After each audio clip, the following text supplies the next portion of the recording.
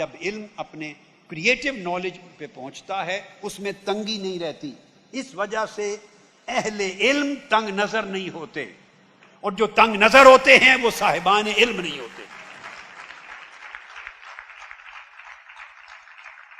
جو تنگ نظر ہے اس کا مطلب ہے اس کو علم نہیں ملا. علم تنگ نظر رہنے ہی نہیں دیتا. علم نگاہ میں وسعت دیتا ہے، دل میں وسعت دیتا ہے، خیالات میں وسعت دیتا ہے، تصورات میں وسعت دیتا ہے، اخلاق میں وسعت دیتا ہے، بیہیویئر میں وسعت دیتا ہے. یاد رکھ لیں علم نام ہی سراسر وسعت اور ایکسپینشن کا ہے. دل و دماغ جن کے تنگ ہوتے ہیں اس وجہ سے ہوتے ہیں، ابھی وہ جہالت کے اندھیروں میں ہیں. اوپر بھلے وہ بورڈ علم کا لگا لیں، اس بورڈ لگانے سے فرق نہیں پڑتا. آپ دیکھو نا، شراب کی بوتل پہ آب زمزم لکھ لیں تو آب زمزم تو نہیں بن جاتا. کوئی آدمی بڑی داڑھی رکھ لے، پگڑی پہن لے اور اپنے آپ کو عالم دین کہے، جو چاہے لباس پہنے، جو چاہے کہلاتا رہے، مگر اس سے وہ علم آ نہیں جاتا. علم کا ایک اپنا کریکٹرسٹک ہے، علم کا ایک اپنا کرشمہ ہے، علم کی ایک اپنی تاثیر، اپنی حیثیت، اپنا سٹیچر، اپنا سٹیٹس ہے.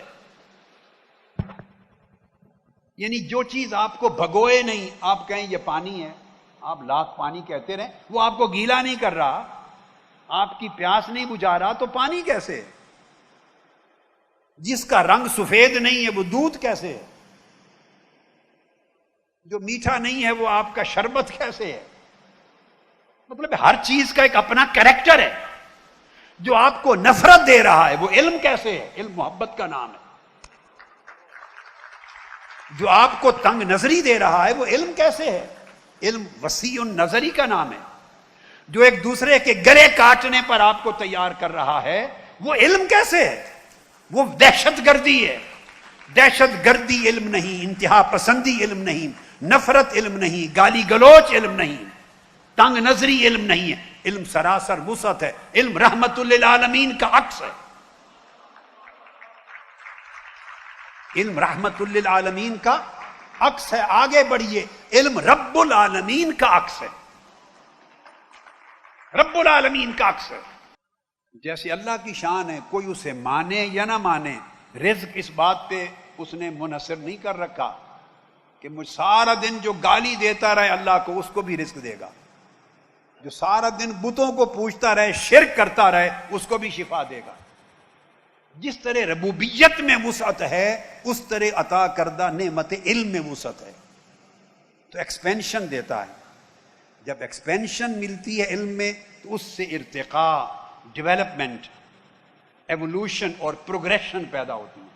پروگریشن، علم پروگریس کرتا ہے، پھر وہ رکا نہیں رہتا، سٹیٹک نہیں رہتا. جو جامد ہو جائے وہ بھی علم نہیں ہے. جو جامد ہو جائے وہ بھی علم نہیں ہے، کیونکہ علم طہارت ہے، اور جو جامد ہو جائے اس سے طہارت جاتی رہتی ہے. ایک تالاب میں پانی کھڑا ہو جائے، بہے نہیں، تو اس سے وضو جائز نہیں ہوتا.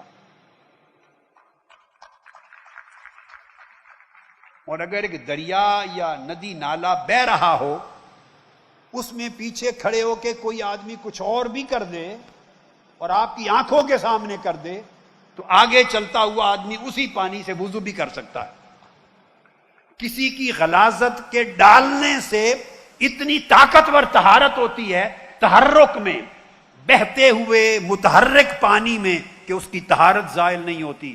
اسی طرح جو علم متحرک ہو جائے، کریٹو ہو جائے، جس کا جمود ختم ہو جائے، اس علم کی طہارت اتنی ہوتی ہے کہ وہ جہان کو طہارت دیتا ہے اور جہان کو نور دیتا ہے. اس پروگریشن کے نتیجے میں جب وہ پروگریس کرتا ہے، ڈیولپ کرتا ہے، اس سے اس میں کمپریہنشن آتی ہے. کمپریہنشن آتی ہے، جامعیت آ جاتی ہے. وہ ہر ایسپیکٹ کو کمپریہینڈ کرتا ہے، ٹوٹیلٹی کی طرف بڑھنے لگتا ہے، کلیت کی طرف، جامعیت کی طرف. جب کمپریہنشن آتی ہے تو وہ علم یونیورس کی طرح ہو جاتا ہے.